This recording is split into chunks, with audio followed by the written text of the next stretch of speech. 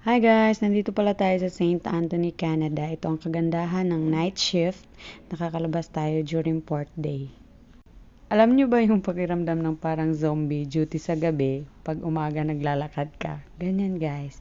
Ang tahimik ng lugar at saka hindi mo alam kung saan ka pupunta dyan kasi wala kaming mapang dala.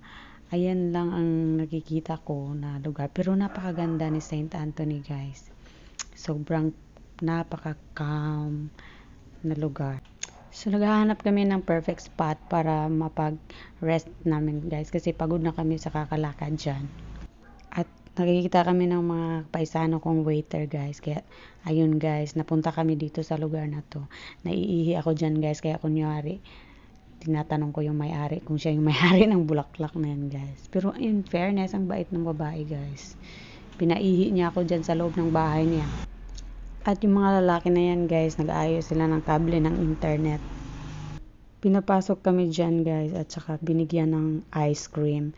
Inoferan pa ako guys kung gusto ko daw ihatid ako dun sa port ng kanilang sasakyan guys. Sobrang nila, generous na mga taga Canada.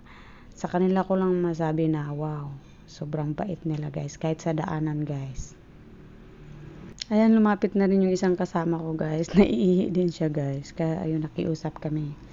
Pinayagan naman kami. Is this your flower? This is yours? Yes. So nice. Opo. Kaya nga, I want to go home. I like your flower. Thank you. How do you call this? What is the name of this? That's called monkshood.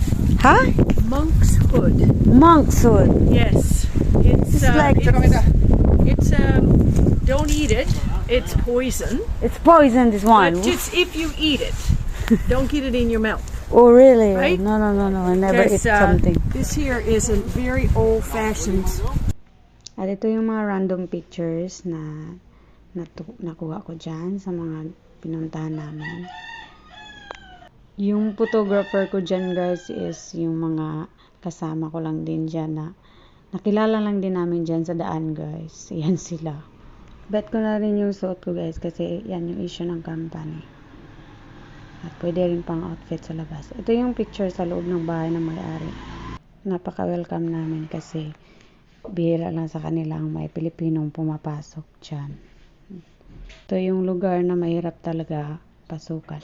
Ito yung school bus nila at nakaisip kami na kailangan bumalik sa barko dahil tanghali na at matutulog pa kami, may duty pa kinabukasan.